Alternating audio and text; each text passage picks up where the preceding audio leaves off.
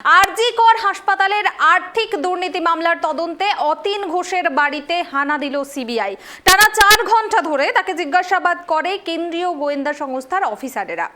অতীন ঘোষ জানান, আরজি করের দুর্নীতি মামলায় সাক্ষী হিসাবে তার কাছে নোটিশ পাঠায় সিবিআই।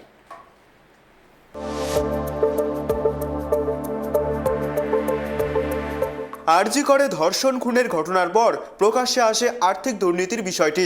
অভিযোগ, হাসপাতালের বিভিন্ন ক্ষেত্রে বরাদ্দ অর্থ নয়-ছয় করা হয়েছে। কলকাতা হাইকোর্টের নির্দেশে সেই মামলাটি তদন্তও করছে সিবিআই। এই মামলায় গ্রেপ্তার করা হয়েছিল আরজি করের প্রাক্তন অধ্যক্ষ সন্দীপ ঘোষকে। এখনও তিনি জেলে। সেই মামলায় এখনও পর্যন্ত মোট 5 জনের বিরুদ্ধে চার্জ গঠন করেছে সিবিআই। আলিপুর আদালতে চলছে বিচার প্রক্রিয়া। প্রথম থেকে আরজি করের দুর্নীতি প্রসঙ্গে একাধিকবার উঠে এসেছে কলকাতা পুরসভার ডেপুটি মেয়র ও কাশীপুর বেলগাছিয়া তৃণমূল বিধায়ক অতীন ঘোষের নাম। অভিযোগ, আরজি কর কাণ্ডের আগে তৎকালীন রোগী কল্যাণ সমিতির সদস্য ছিলেন তিনি। সেই সময় বেশ কিছু রোগী কল্যাণ সমিতির বৈঠকেও নাকি যোগ দিয়েছিলেন কলকাতা পুরসভার ডেপুটি মেয়র।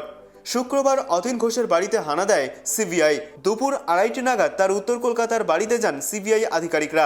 টানা 4 ঘন্টা ধরে তৃণমূল বিধায়ককে জিজ্ঞাসাবাদ করেন। ঠিক বিকেল 5:30 নাগাদ অতীন ঘোষের বাড়ি থেকে বের হন সিবিআই এর আধিকারিকেরা। বেরিয়ে যাওয়ার পর সাংবাদিকদের মুখোমুখি হয়ে অতীন ঘোষ জানান, তিনি যখন রোগী কল্যাণ সমিতির সদস্যদের কমিটিতে ছিলেন তার কি ভূমিকা ছিল তাই জানতে চেয়ে এই জিজ্ঞাসাবাদ সিবিআই এর। শুক্রবার সিবিআই যে আসবে তা আগে থেকেই জানতেন বলে জানিয়েছেন তিনি। 179 বিএনসিসি নোটিশ অফ উইটনেস এইটা আমার কাছে পাঠানো হয়েছিল। তারা এসেছিলেন আরজি করের রোগী কল্যাণ সমিতির সময়। আমি যে পিরিয়ডে x officio member local MLA হবার সূত্রে ছিলাম, সেই ব্যাপারে ওদের কিছু প্রশ্ন ছিল। সেই প্রশ্নগুলো ওরা কোশ্চেনার নিয়ে এসেছিল, আমি উত্তর দিয়েছি। ওরা শুনেছেন, লিপিবদ্ধ করেছেন, চলে গেছেন। এটাই ব্যাপার। আমার বিরুদ্ধে কেউ কোনোদিন আঙুল তুলতে পারিনি। এবং রোগী কল্যাণ সমিতিতে আমার ভূমিকা আরজি করের রোগী পরিষেবা নিয়ে এবং আমার কার্যকর সীমিত ছিল। রোগী কল্যাণ সমিতির বছরে 3-4টে মিটিং হতো, সেই মিটিং অ্যাটেন্ড করা। তার বাইরে আরজি করে আমার কোনো ভূমিকা ছিল না, সেটাই ওনাদেরকে এক্সপ্লেন করেছি। ওনারাও অনেকটা জানেন। ওনারা কোশ্চেন নিয়ে এসেছিলেন, আমি উত্তর দিয়েছি। দেখুন, আমি 21 সালে বিধায়ক নির্বাচিত এখানে হয়েছি। 22 সাল থেকে, তখন করোনা পিরিয়ডে রোগী কল্যাণ সমিতির মিটিং শুরু হয়েছিল। বছরে 3-4টে, ধরুন 24 পর্যন্ত খুব জোর 12টা মিটিং হবে। আপনি কতগুলো মিটিং?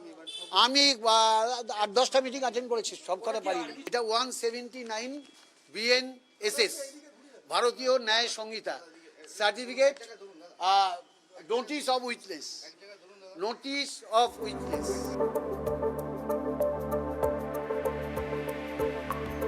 প্রায় 4 ঘন্টা পর সিবিআই আধিকারিকেরা বেরিয়ে গিয়েছেন অতীন ঘোষের বাড়ি থেকে। এবং অতীন ঘোষের বাড়ি থেকে বেরিয়ে যাওয়ার পরে অতীন ঘোষ তিনি যেমনটা জানাচ্ছেন, সাংবাদিকদের সামনে বক্তব্য রাখেন। তিনি বলছেন যে রোগী কল্যাণ সমিতিতে যে তিনি ছিলেন এবং একাধিকবার তিনি বৈঠকে যোগ দিয়েছেন এবং সেখানে তার কি ভূমিকা ছিল সেই সমস্তই জিজ্ঞাসাবাদ করতে এসেছিলেন সিবিআই আধিকারিকেরা। এবং তাকে যে আগে থেকে নোটিশ দেওয়া হয়েছিল বা আগে থেকে জানানো হয়েছিল যে তিনি তারা আসবেন, সেই বিষয়টাও তিনি জানিয়েছেন। এবং সম্পূর্ণ যে বিষয়টা তিনি পরিষ্কারভাবে জানালেন যে শুধুমাত্র তাকে জিজ্ঞাসাবাদ করতে এসেছিলেন যে তার কি ভূমিকা ছিল। তিনি পরিষ্কার জানিয়েছেন, যখন তিনি ছিলেন দায়িত্বে তখন তিনি তার যেটুকু কাজ সেটুকুই করেছেন, এর বাইরে তিনি কোনো রকমভাবেই তার কোনো ইনভলভমেন্ট ছিল না।